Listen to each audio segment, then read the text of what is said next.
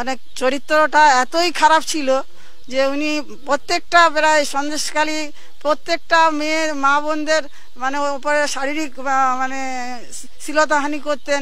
এরপর রাত 12টা 1টা নেই, কোনো টাইমের কোনো নির্ধারণ নেই, যখন তখন ওরা ডেকে পাঠাতো, মা বোনদের নিয়ে যেত, গিয়ে সেখানে ইয়াং ভালো দেখতে চেক নাই, তা ভাষা তার তো ল্যাঙ্গুয়েজের কোনো ঠিক নেই, এতটাই ভাষা খারাপ।